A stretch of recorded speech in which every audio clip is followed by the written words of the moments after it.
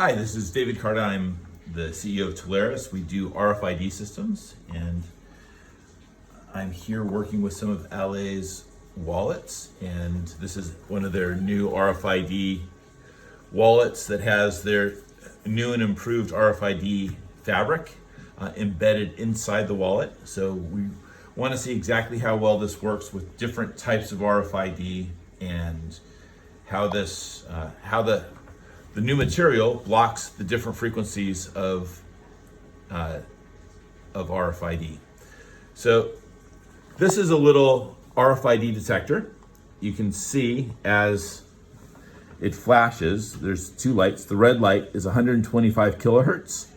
That frequency of RFID is used for key cards and badges. So many company cards will have this 125 kilohertz badge, and you might see this HID type key card for a lot of buildings. So you can see whenever this light is flashing, it'll read one of these cards, and whenever this light is flashing, it'll be able to read one of these four cards. And these four cards are operating at 13.56 megahertz. This is an Oyster card. This is the transit card that gets used in London for the underground. This is a standard credit card, Capital One credit card that uses the little wave ID. And this is a standard government issued contactless card for any government agency, whether you are a Department of Defense, whether you are a government employee that gets a PIV card. If you work for FEMA, you get one of these cards, and it has an embedded RFID. The US passport and the global entry cards have a different type of RFID. It's 900 megahertz UHF. This is a reader for that type of technology. So now I'm going to show how these things basically work.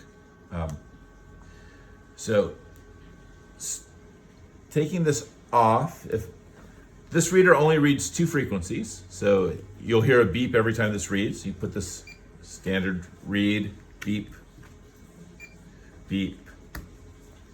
This is a neat card because it actually has a little LED. You can see it flashing every time it's trying to be read. The transportation card, beep.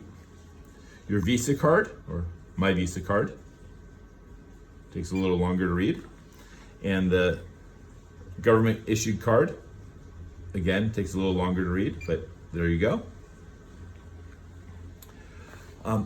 Now what we're going to show is what can be read inside a wallet. The first thing that you want to see is, if I take this and I look at the two different frequencies, I just take the material and I put it in between, you can see that it can block one of the frequencies, 13.56, but it doesn't block 125 kilohertz. It's still flashing. This is the badge, and this is the key cards that you might see out there. So the 13.5 blocks like credit cards and stuff. The important thing is, and to be honest, these two cards are old technology. This is stuff that you should no longer have these technologies to get in. People still use them, but this is old technology, and they're very, very easy to duplicate and fake. The new 13.56 megahertz technology is the new technology. It's much harder to duplicate, and that's why you have credit cards and government cards and transit cards on those. So if I take this, you can actually see it flashing. That means it's trying to read. And as I put this underneath it, you'll see that the flash starts to die, and as soon as it's fully covered, can't read it. And if I were to take this off and try and read it, now the proof really is in how well the wallet works. So if I take, here's my credit card. If I put it in my wallet, doesn't read at all. If I take my transit card, it reads, put it in the wallet, doesn't read at all. Take my government smart card, it reads, put it in the wallet, doesn't read at all. So the RFID is supposed to protect your money, which might be on your transit card, your financial information, which might be on your credit card, or your government ID. So those are all very, very important. And you can see, again, as if I take this and I put the wallet underneath it, the wallet completely stops this from lighting up, which means that there's no power actually getting to the RFID. So now let's take a look at the global entry card. The global entry is a long range. This can be read up to about 30 feet.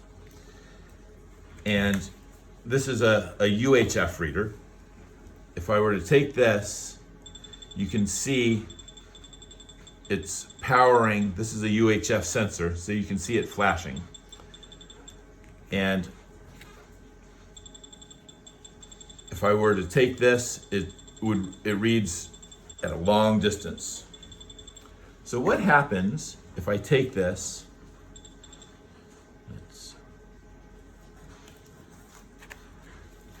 and I then put it inside my RFID card? If it can get in that a little bit in, it can read it. That's interesting. But if it's closed up, unless you're right on top of it and the RFID can get in there, it's not going to read very well. So it brings the read range down to centimeters right on the edge. There you go. Whereas if I pull it out, it's able to read it long range. So the important thing here is this is for getting into the country.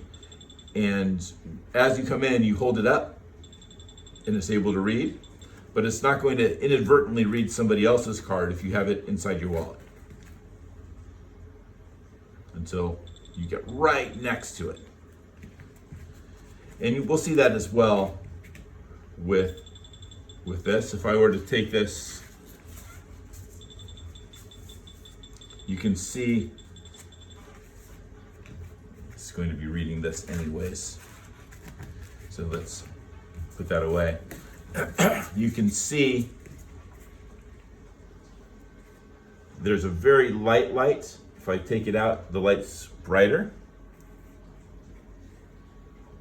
And if I were to cover it, the more I cover it, the more the light, the more it deflects the field. So the more a UHF RFID is completely enveloped, the more it'll be invisible to a reader. So again, this is a really nice display of how RFID works. And the Allett wallets are working really well on protecting your financial information, your money that might be stored on your transit card, and your government ID, which is really the top uses of an RFID blocking wallet. The name is pronounced Allett. Allett. Can you say that again? The Allett wallet is doing a great job of blocking the different RFID frequencies, specifically those that protect your financial information, your money that might be stored on a transit card, and your information that might be stored on a government credential. All right.